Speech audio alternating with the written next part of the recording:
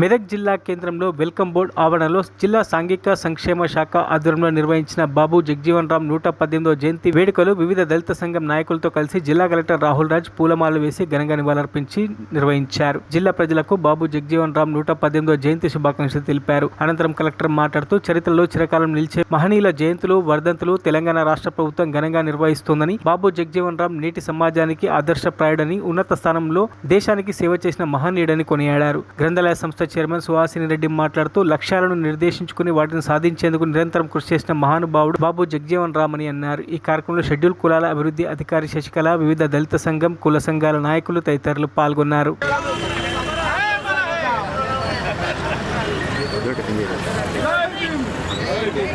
అందరికీ నమస్కారం.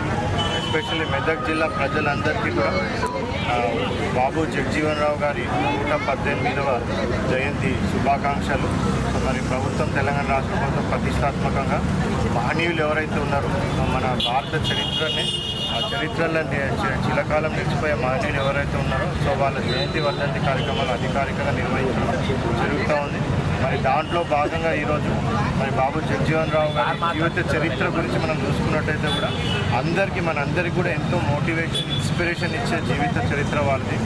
వారికి సొంతం దేశ అత్యున్నత పొజిషన్, చాలా అట్టడుగు వర్గాల నుంచి వచ్చి అత్యున్నతమైన పొజిషన్ డిప్యూటీ ప్రైమ్ మినిస్టర్ వరకు ఆయన ఎదగడం అనేది అంటే ఎంతోమంది బడుగు బలహీన వర్గాలు ఉన్న వాళ్ళు కూడా వాళ్ళు ఒకవేళ అనుకున్నట్లయితే ఎంత పెద్ద పొజిషన్ కన్నా వెళ్ళగలుగుతారు. గౌరవ బాబు జగజీవన్ రామ్ గారి 118వ జయంతి ఉత్సవాలకు ఇక్కడికి ఇచ్చేసిన గారికి, అదేవిధంగా సోదరులకు, మీడియా మిత్రులకు అందరికీ కూడా నమస్కారాలు తెలియజేస్తూ, మరి ఒక వ్యక్తి ఒక లక్ష్యం ఏర్పాటు చేసుకున్నట్టయితే తప్పకుండా ఆ లక్ష్యాన్ని సాధించడం ఎలాగా అనేది మనం జగజీవన్ రామ్ గారి జీవిత చరిత్రను చూస్తే తెలుసుకోవచ్చు.